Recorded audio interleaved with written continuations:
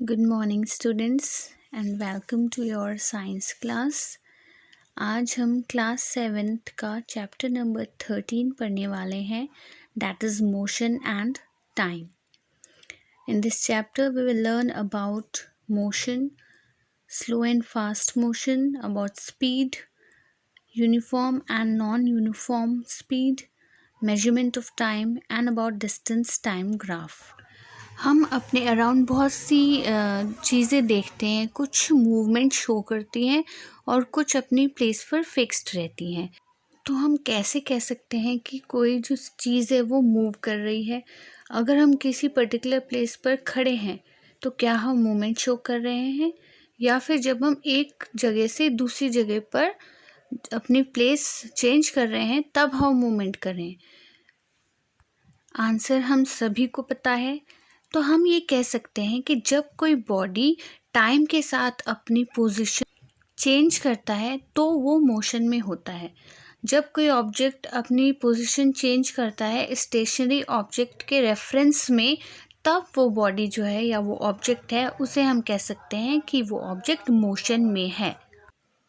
Motion हमेशा observed और major किया जाता है with a point of reference. Reference point कोई भी प्लेस और ऑब्जेक्ट हो सकता है जिससे हम अपने मोशन को कंपेयर करें। जैसे अगर हम किसी कार में मूव कर रहे हैं तो हमें अपनी कार फास्ट चलती हुई दिखाई दे रही है, क्योंकि जो बाहर के ऑब्जेक्ट्स हैं वो उसके कंपैरिजन में स्टेशनरी हैं, रेस्ट पर हैं, इसीलिए वो ऑब्जेक्ट्स हमारे लिए रेफरेंस पॉइंट हुए।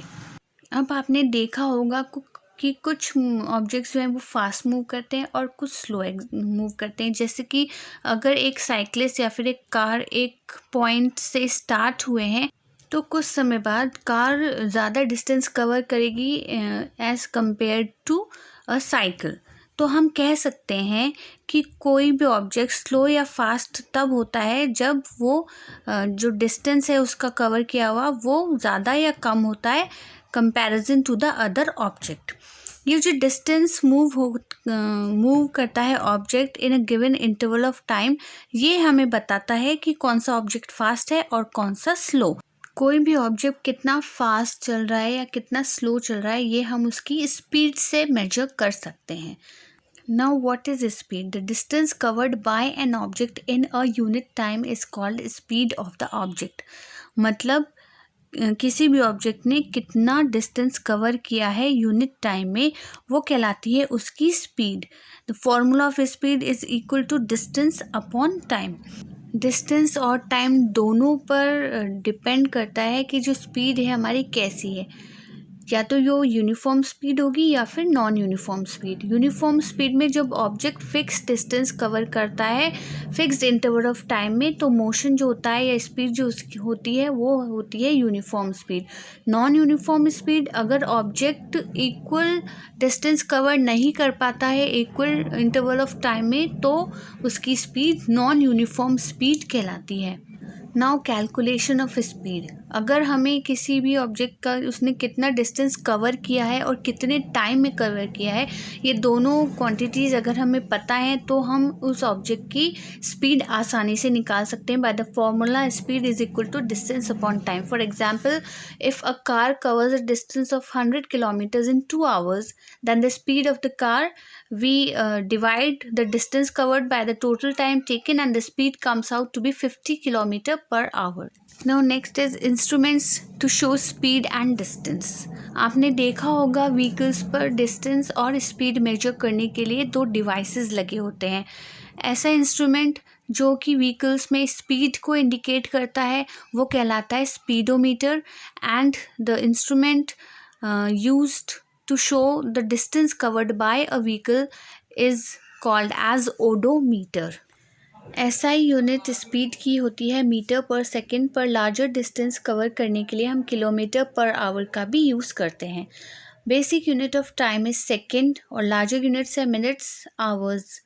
Ancient time measuring devices. जो पुराने ज़माने में जो लोग होते थे, हमारे पास घड़ी या कोई और इंस्ट्रूमेंट्स नहीं थे टाइम पता करने के लिए, तब जो लोग थे वो उन्होंने नोटिस किया कि नेचर में कुछ इवेंट्स जो हैं वो अपने आप को दोहराते हैं, जैसे sun rises every day in the morning and the time between one sunrise and the next was called a day. वो लोग सिंपली स्टार्स को या सीजन्स में जो चेंजेस होते हैं उसे डे और नाइट को देखकर ही पता लगा लेते थे कि अब क्या समय हो रहा होगा। पर हमें एक दिन से भी छोटा इंटरवल ऑफ टाइम मेजर करने की ज़रूरत पड़ती थी, और ये जो टाइम इंटरवल्स जो कि देखकर पता लगाते थे, इसे स्टैंडर्ड यूनिट्स ऑफ टाइम के रूप में हम नहीं यूज़ कर सकते हैं, क्योंकि ये जो टाइम इंटरवल्स है ये प्लेस टू प्लेस और टाइम टू टाइम चेंज होते रहते हैं। इसीलिए दूसरे डिवाइसेस बने time to time to measure intervals of time, जैसे सैंड क्लॉक या फिर hourglass, water clock, candles, sundial et cetera. First is sand clock. इसे हम सैंड क्लॉक या सैंड ग्लास के नाम से भी जानते हैं। ये डिवाइस हम पहले यूज़ करते थे to measure the passage of time. इसमें 2 ग्लास बल्ब्स होते हैं जो कि एक नैरो नेक के द्वारा कनेक्टेड रहता है, जो जिसमें से रेत जो ये सैंड जो होती है वो अपर बल्ब से लोअर बल्ब में गिरती जाती है। जो फैक्टर्स अफेक्ट करते हैं जो टाइम इंटरवल को, वो करते हैं सैंड की क्वांटिटी, सैंड का coarseness, bulb size and the neck width. जो sand clocks are mainly used as time keepers in kitchens, games etcetera. Usually sand को एक बल्ब से दूसरे बल्ब में आने तक का पूरा समय जो होता है वो 1 आवर होता है। Next is water clock. जो वाटर क्लॉक है ये ग्रीक में डेवलप हुई थी, जिसमें जो लिक्विड है एक ड्रॉप वाइज हायर कंटेनर से लोअर कंटेनर में गिरता था, और जब वो लोअर कंटेनर पूरा भर जाता था तो 1 आवर माना जाता था। Next is candle. Candle clock एक थिन कैंडल स्टिक होती है जिसके पीछे ग्लास में कुछ मार्किंग्स रहती हैं नंबर में। जैसे जैसे वो कैंडल पिघलती जाती है वैसे वैसे हमें समय का पता चलता रहता है। नेक्स्ट है सनडायल। सनडायल एक डिवाइस है जो कि हमें दिन के समय टाइम बताता था by the position of the sun in the sky. एक फ्लैट प्लेट होती है जिसे हम डायल कहते हैं, और एक नोमोन होता है, एक पॉइंटर होता है जिसकी शेडो जो है वो डायल पे पड़ती है। जैसे जैसे सन अपनी पोजीशन चेंज करता है वैसे वैसे शेडो जो है ये भी आगे मूव करती रहती है। जो शेडो है ये 1 घंटे में 15 डिग्री एंगल आगे मूव करती है, जिससे कि हमें टाइम का पता चलता रहता है। मेन ड्रॉबैक सनडायल का यही है कि ये सिर्फ दिन के वक्त ही हम काम में ले सकते हैं। अगर सन एब्सेंट है तो नाइट में या क्लाउडी डेज में हम इसको टाइम पता लगाने के लिए यूज़ में नहीं ले सकते। Then pendulum clock. 1658 में फिजिसिस्ट थे हाइगन्स, उन्होंने पेंडुलम क्लॉक यूज़ की थी टाइम को मेजर करने के लिए। इसकी डिस्कवरी के बाद ही हम पेंडुलम को यूज़ करने लगे इन क्लॉक्स, क्योंकि पेंडुलम का स्विंग है एक एंड से दूसरे एंड तक वो हमेशा कांस्टेंट रहता है। इसके बाद आजकल जो डिजिटल क्लॉक्स और वॉचेस चलती हैं जो कि क्वार्ट्ज क्रिस्टल के ऑसिलेशंस पे बेस्ड होती हैं।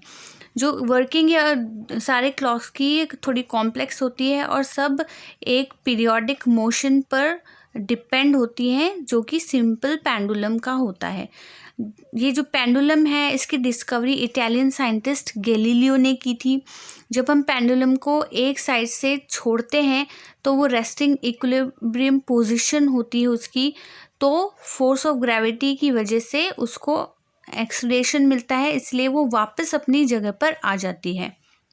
इसमें एक छोटा मेटालिक बॉल होता है जिसको हम बॉब कहते हैं, जो कि एक थ्रेड से नीचे सस्पेंडेड रहता है। जब हम पेंडुलम के बॉब को एक साइड ले जाते हैं और रिलीज़ करते हैं तो वो इधर से उधर मूव करना शुरू कर देता है। ये जो ट्रू और फ्रो मोशन है सिंपल पेंडुलम का, ये एग्जाम्पल है ऑसिलेटरी या फिर पीरियोडिक मोशन का। बॉब का ये जो ट्रू और फ्रो मोशन है अपनी मेन पोजीशन से, ये कहलाता है ऑसिलेशन।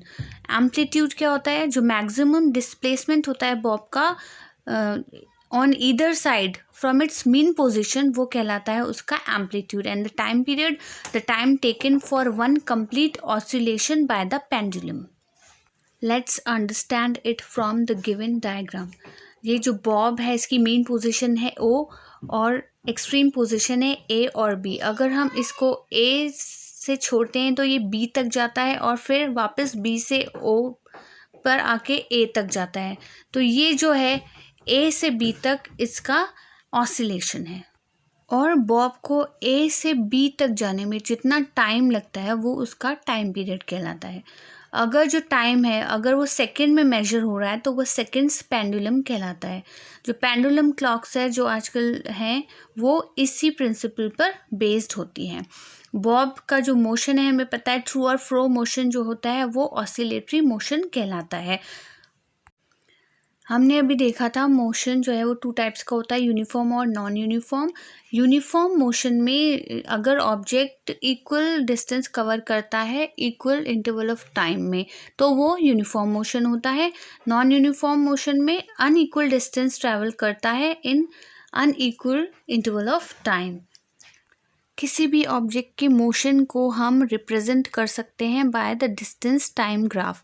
ये ग्राफिकल रिप्रेजेंटेशन होता है जिससे कि हम इंटरप्रेट कर सकते हैं कि जो मोशन है ऑब्जेक्ट्स का वो कैसा होगा। इसमें जो डिस्टेंस है वो हम वाई एक्सिस पे लेते हैं और जो टाइम है टेकन है वो हमेशा एक्स एक्सिस पर आता है। डिस्टेंस टाइम ग्राफ यूनिफॉर्म और नॉन यूनिफॉर्म मोशन के लिए अलग अलग तरह का बनता है। In uniform motion the distance time graph is a straight line and in non uniform motion जो डिस्टेंस टाइम ग्राफ है वो एक कर्व्ड लाइन आती है। या फिर हम ऐसा भी कह सकते हैं कि अगर डिस्टेंस टाइम ग्राफ डिस्टेंस और टाइम के बीच में स्ट्रेट लाइन है तो जो मोशन है ऑब्जेक्ट का वो यूनिफॉर्म मोशन है।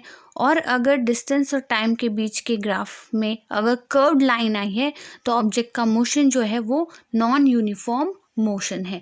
इससे हम ये पता लगा सकते हैं कि उस ऑब्जेक्ट की स्पीड कितनी है, because speed depends on the 2 quantities that is distance and time. अगर हमें डिस्टेंस कवर्ड पता है और कितने टाइम में उसने वो डिस्टेंस कवर किया है तो हम किसी भी ऑब्जेक्ट की स्पीड आसानी से फाइंड आउट कर सकते हैं।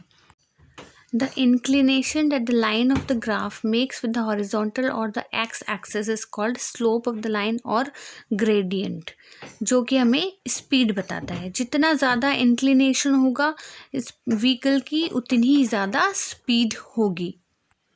2 या 2 से ज़्यादा ऑब्जेक्ट्स का भी हम डिस्टेंस टाइम ग्राफ आसानी से कंपेयर कर सकते हैं और ये ग्राफ हमें ये भी बताते हैं कि वो 2 ऑब्जेक्ट्स जो हैं वो आगे जाके किसी पॉइंट पर मिलेंगे या नहीं। सो डिस्टेंस टाइम ग्राफ से हमने ये पता लगाया कि यूनिफॉर्म मोशन का डिस्टेंस टाइम ग्राफ हमेशा स्ट्रेट लाइन आएगा और नॉन यूनिफॉर्म मोशन का डिस्टेंस टाइम ग्राफ हमेशा कर्व्ड लाइन आएगा। Thank you students. That's all for today. I'll be back soon with the next video. Till then, keep focused and keep studying.